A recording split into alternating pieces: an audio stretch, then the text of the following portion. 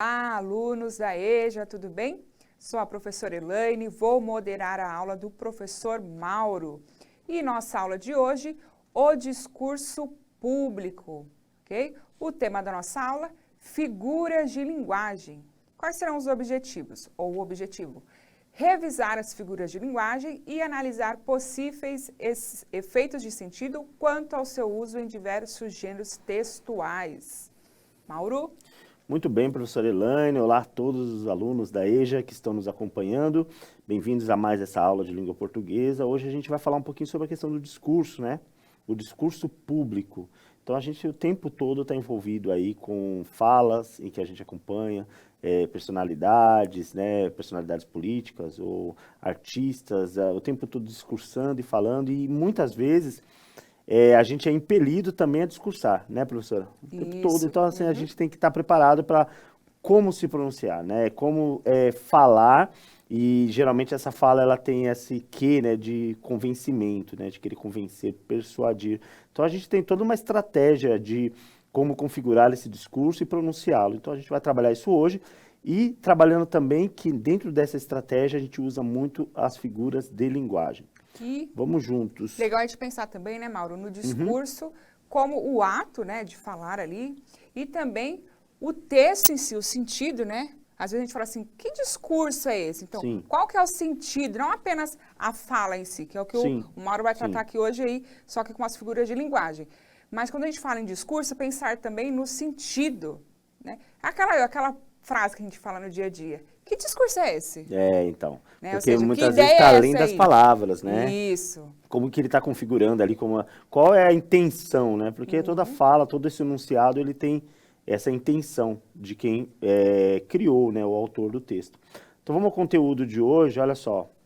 Conteúdos são o seguinte, a oratória, né? A gente vai falar sobre a oratória aristotélica e a contemporânea, os efeitos causados pela linguagem figurada no discurso público. Então, são dois aí os nossos conteúdos que a gente vai discorrer durante a aula de hoje. Muito bem. Para começar, a gente tem aí um chat, uma proposta de interação, que é o seguinte. Quando falamos de discurso público, o que vem à sua cabeça, né? Quando a gente está falando de discurso público, o que vem à sua cabeça? Então, para isso, vamos dar um minuto para a participação de todos e a gente já volta.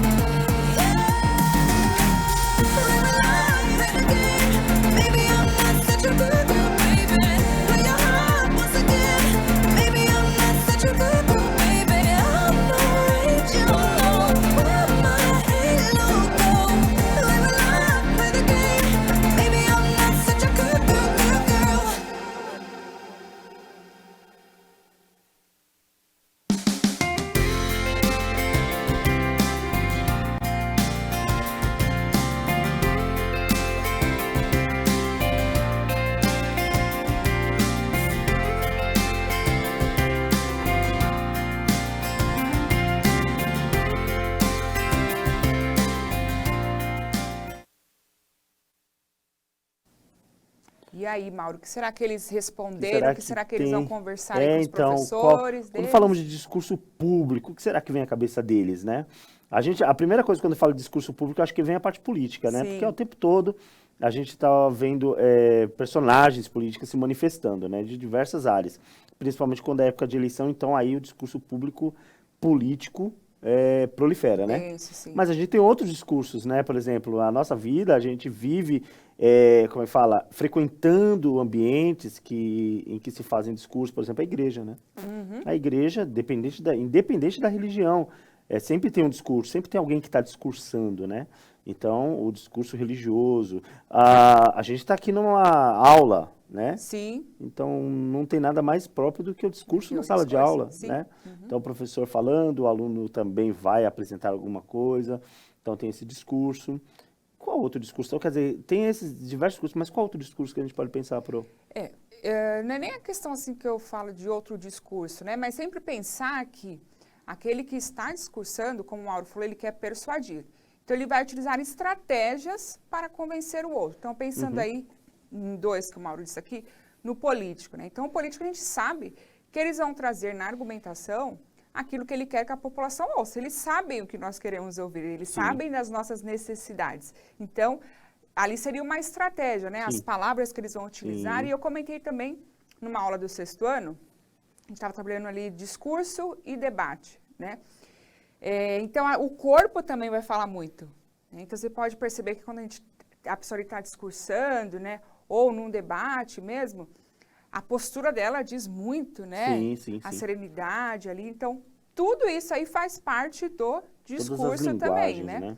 Para convencer a gente. Né? E o religioso também, né? Como o Mauro falou, independente da religião aí, também é uma forma de persuadir o outro, né? E persuadir para quê? Com qual finalidade? Então, é sempre bom pensar nisso, e como o Mauro vai aprofundar aí a questão das figuras de linguagem, é importante pensar, né, que palavra que é utilizada e com qual sentido, né?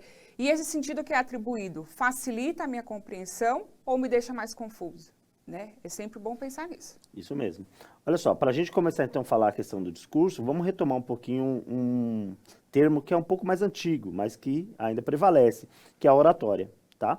A oratória é a arte de falar em público, de forma estruturada e deliberada, com a intenção de informar, influenciar ou entreter os ouvintes. A oratória refere-se ao conjunto de regras e técnicas adequadas para produzir e apresentar um discurso e apurar as qualidades pessoais do orador. Na oratória, como em qualquer forma de comunicação, existem 5 elementos básicos a serem considerados muitas vezes expressos como quem diz, o que, a quem, por qual meio, com que efeito.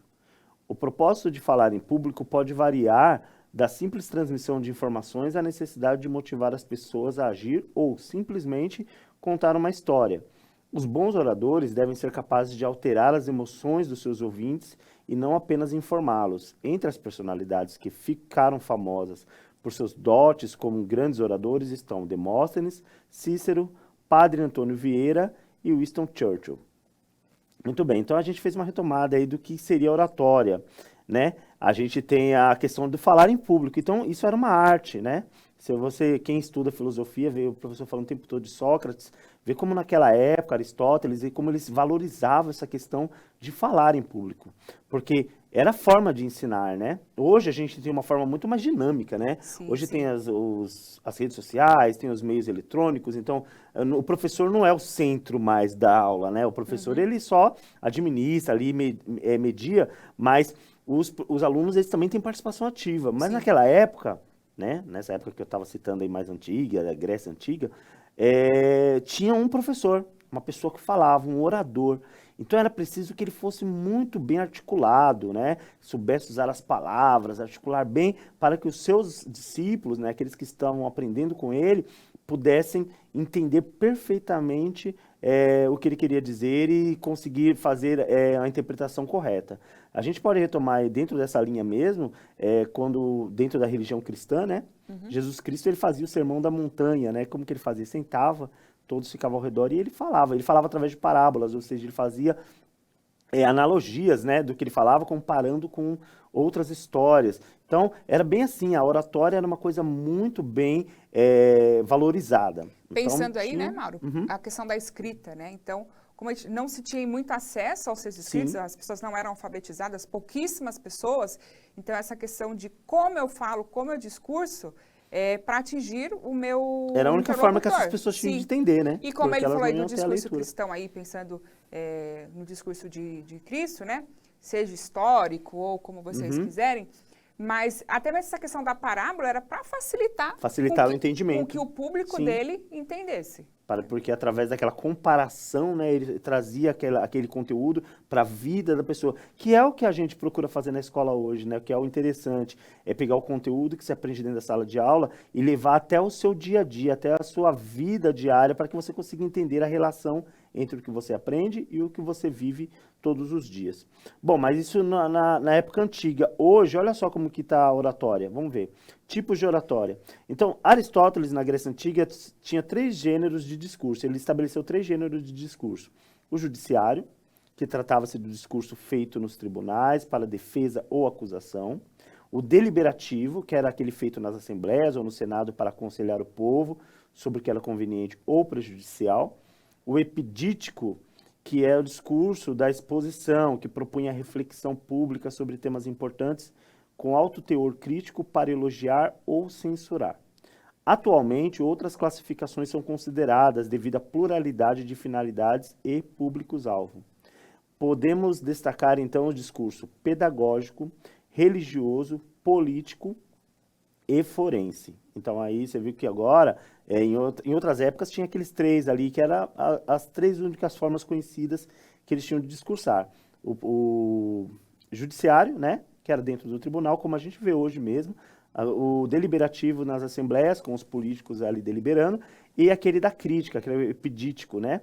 Agora nós temos outras formas, outras finalidades. O discurso ele serve para milhares de possibilidades. Então, a gente destacou aí o pedagógico, o forense, o religioso e o político, que são os mais conhecidos, mas você vai poder achar discurso, tipo de discurso aí para várias outras finalidades, tá? Então, vamos continuar aqui, ó. Dentro do discurso, a gente trabalha também o efeito conotativo, que a gente costuma chamar de efeito figurado, que é aquele em que você fala uma coisa, mas necessariamente não está ao pé da letra, né? Não é a tradução do dicionário, é uma palavra com um sentido mais amplo. Então, quando a gente quer dizer algo, mas não é muito objetivo, a gente procura figuras para poder ilustrar, como a gente acabou de falar da parábola. Então, quando você tenta facilitar o entendimento ou deixar ele um pouco mais trabalhado, né, com outro tipo de linguagem, a gente usa uma linguagem figurada. Tá? A gente não é totalmente objetivo. Então, olha lá. Agora que entendemos sobre o discurso público, vamos entender como o sentido conotativo figurado das palavras pode causar efeitos importantes em sua construção. Seja na aula, no sermão religioso, na propaganda política ou no exercício da defesa ou acusação nos tribunais, é muito comum o uso de linguagem figurada com propósitos que vão desde o estilístico, né, deixar a frase melhor, mais trabalhada, a intenção de potencializar o entendimento dos interlocutores. Posso dar um exemplo? Pode dar um exemplo. Eu lembrei na construção da linha amarela, né? Quando a estação Higienópolis, em que as pessoas ali daquela região não queriam pessoas diferenciadas ali, né? Então não queriam que tivesse uma estação ali, porque simplesmente não queriam pessoas diferenciadas. E o que seriam as pessoas diferenciadas, né? O que serão essas pessoas diferenciadas, né? Então, olhem aí a questão da figura de linguagem. Sim. E como que eu vou aí, o meu discurso, para não cair tanto ali, não, apenas falei diferenciada, mas o que seria esse diferenciado, né? Seria uma forma de amenizar ali uma outra palavra que poderia ser colocada, uma outra expressão, e aí amenizaram com diferenciados. Muito bem colocado. Então, ó, para a gente começar, antes da gente, aí a gente vai explicando conforme vai passando as atividades, a primeira atividade requer que vocês interpretem aí essa situação, na sala de aula, tá?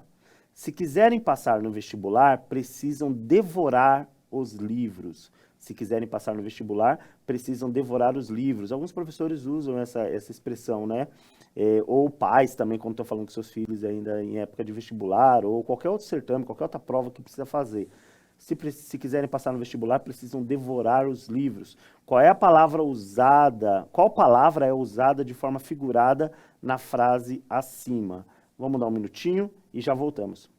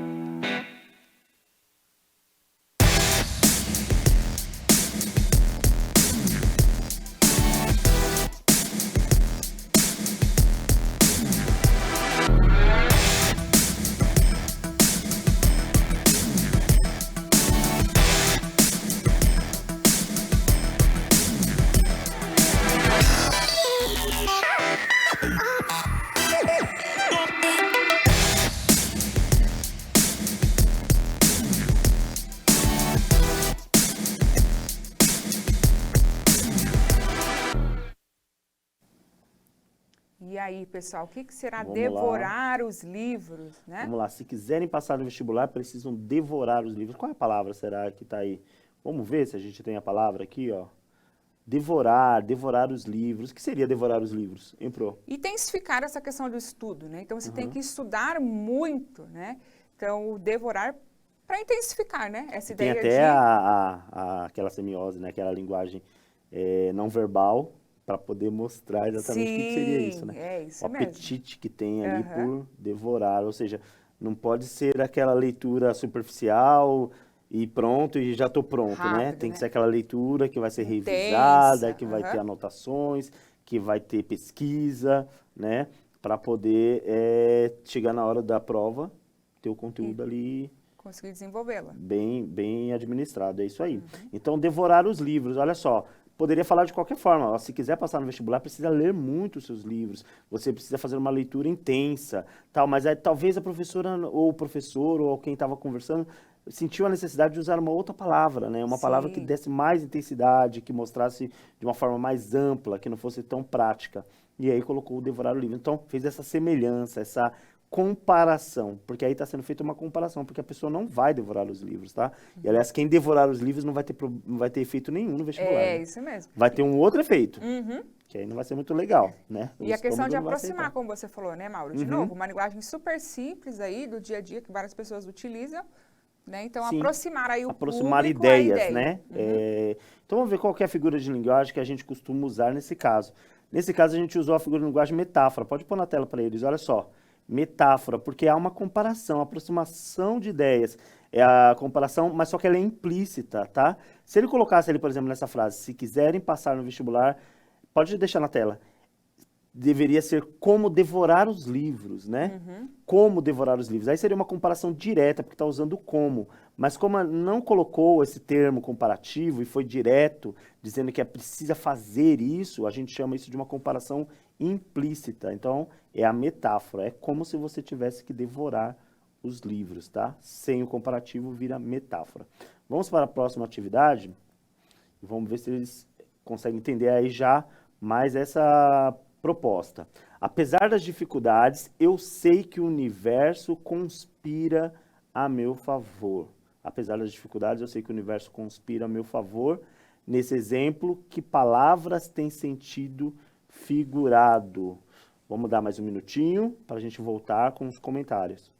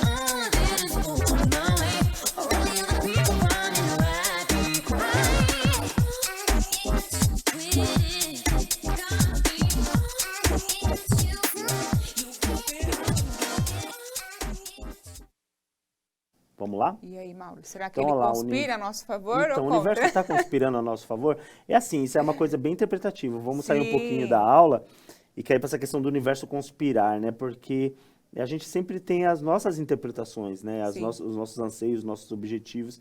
E aí vira e mexe, alguma coisa sai do jeito que a gente espera, mas às vezes sai do jeito que a gente não esperava, um jeito antagônico. Então, esse conspirar a nosso favor, ele pode estar conspirando ao seu favor e pode não estar conspirando ao meu nesse momento, né? De repente a gente se encontra, a gente começa a conversar, tudo deu certo para você naquele dia e para mim não deu. Então, olha como essa coisa é bem relativa, né? Então, eu não quero entrar na parte astrológica aqui, né? Mas vamos ver, se o universo está conspirando a favor da nossa resposta, vamos ver aqui o que acontece. Apesar das dificuldades, eu sei que o universo conspira a meu favor. Bom, a gente sabe que o universo não é um ser humano, né? E esse ato de conspirar é próprio de ser humano, né? Sim. Conspirar seria agir programado, né, agir articulado para alguma coisa. Quando conspira contra, é porque você se articulou para Prejudicar, né? isso, para prejudicar. E geralmente é uma coisa que é bem feito por baixo dos panos, né, Sim, bem sim. escondido. Nesse caso, o universo conspira ao meu favor. Ele falou que apesar das dificuldades, eu acho que o universo conspira ao meu favor. É uma atribuição humana para um ser que não é humano, né? Que é o universo. E geralmente a gente usa esse tipo de figura em fábulas, né? Fábulas. Fábulas é muito comum, né? Dependendo do conto também, né? Um Dependendo de conto alguns maravilhoso, né? contos maravilhosos, que é a gente vê que objetos, animais, né? Seres do espaço acabam assumindo personalidades ou atribuições que são próprias dos seres humanos. E aí é uma figura de linguagem aí. Qual será essa figura de linguagem, Pro? E aí, personificação? Vamos ver, personificação, prosopopeia, é um nome feinho que a gente já tem abandonado, mas também é o nome que a gente chama, personificação, prosopopeia, tá? Isso. Quando atribuímos características humanas a objetos e animais, e isso é normal, a gente faz o nosso discurso o tempo todo e não saberia, muita gente não sabe que tem essa classificação de figura de linguagem. A gente faz isso o tempo todo, né? O sol hoje está sorrindo para mim, parece que o dia hoje está bem mais tá mais a meu favor, né? Tá querendo me ajudar, né? Então, esse tipo de coisa que a gente atribui características que são humanas para outros seres, a gente chama de personificação prosopopeia. Vamos para a terceira atividade. Olha lá na tela para vocês. Esse é o discurso que a gente mais conhece, né? Queridos eleitores, já posso ouvir o som doce da vitória. Temos aí a figura, né? Esse texto não verbal, exemplificando. Nesse exemplo, que palavras têm o sentido figurado, né? Então, é um discurso que a gente conhece também, um discurso político. Queridos eleitores, já posso ouvir o som doce da vitória. Um minutinho, voltamos com os comentários. Boy jumps around my bedroom. And I wanted you to know this is not about love. So come over soon. And I wanted you to know this is not about love. So come over soon.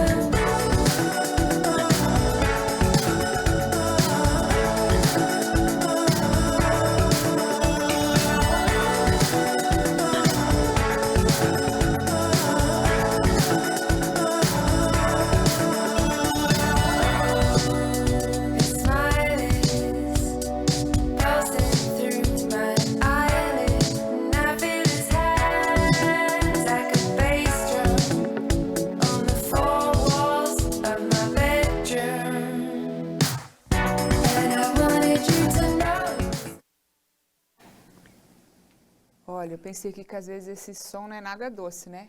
É amargo. É o som amargo, né? É doce para o personagem, na maioria das vezes, né? Pra gente, geralmente, é amargo. Queridos eleitores, já posso ouvir o som doce da vitória? A gente tem aí uma mistura de sensações, né? Sim. Nós temos os sentidos. Então, sempre eu trabalho com os alunos assim, o som, a gente percebe o som por onde? Pela audição. Uhum. Mas o som doce, o doce a gente percebe por onde? Pelo paladar, Sim. né? Então há uma mistura de sentidos aí, de sensações. O som doce é uma coisa meio estranha, mas isso é normal a gente ver, né? A gente falar de amarelo gritante. Nossa, você tá com amarelo gritante Sim, hoje, né? O amarelo não é uma cor, né? Ele não grita, né? Então esse gritar, o amarelo é uma cor que a gente percebe pela visão e o gritar a gente percebe pela audição. Né? Então essa mistura de sensações, a gente tem uma figura de linguagem que é muito comum, né? A gente usar, mas talvez o pessoal não saiba o nome muito, não é tão simples, não é muito falado esse nome, como é metáfora, por exemplo, né? E ironia. Sinestesia, tá? Sinestesia é quando há um cruzamento de sensações percebidas pelo corpo humano. Então, queridos eleitores, já posso ouvir o som doce, está misturando sensações aí. A gente tem mais uma atividade e o reloginho já está doido, né? Então, sem tempinho, vamos falar dessa agora. Senhor juiz, o que a acusação chama de crime grave, eu chamo de pequena infração motivada pelos efeitos da pobreza. Então, é um caso de discurso no judiciário forense, né? O advogado de defesa está defendendo o acusado aí e ele traz essa frase. Que palavras têm sentido figurado, Pro?